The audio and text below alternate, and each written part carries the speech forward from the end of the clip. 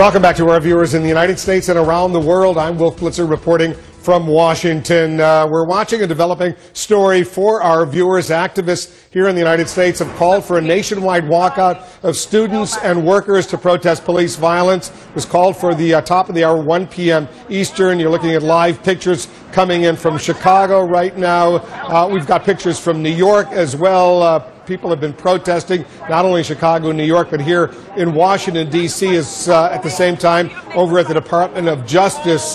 Moments ago, protesters were lying on the ground outside of the Department of Justice in a peaceful, silent protest. Out in California, by the way, dozens of students at Stanford University, they walked out of their classes to show their support for the Michael Brown family. This call for a walkout comes 1 week after the Ferguson, Missouri grand jury decided not to indict the police officer Darren Wilson in the killing of the teenager Michael Brown. Over the weekend, Wilson resigned from the Ferguson police force, saying he feared for more violence directed against the police department there.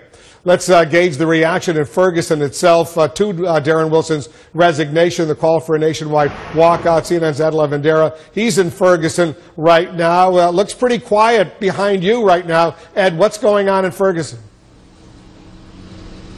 Well, you know, Wolf, the good news is that at least for the last couple of nights, it has been quiet in terms of, protests and the number of arrests and that kind of news in terms of the worst of what was seen here last week, that seems to be in the past here at least. And you have a lot of talk about people looking ahead, what happens next, and that sort of thing. And one of the fascinating things that's kind of started to develop over the last couple of days, Wolf, as you drive around various avenues, some of the areas and businesses that were hardest hit by the protests last Monday night and as well into the Tuesday night as well, people have been coming by and painting murals on this on these pieces of plywood to kind of leave inspirational messages and messages of hope, kind of turn a dreary sight of plywood into something a little bit more beautiful to look at. Wolf?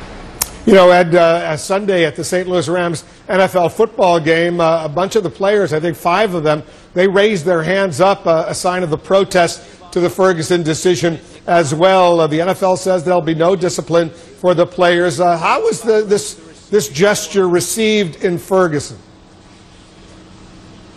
Well, you know, you speak with a lot of people, and they very much supported and appreciate what those players on the St. Louis Rams football team did. And, you know, you've heard the strong words and the criticism that came from the St. Louis Police Officers Association, basically saying that these players were siding with the, quote, thugs that were burning down buildings. So, you know, very explosive comments there coming from that association as well. Even the mayor of Ferguson was somewhat critical of what the players did as well. But when you talk to folks on the streets and many people who have been involved in these protests and trying to show their solidarity with the Michael Brown's family, it was something that was very much appreciated.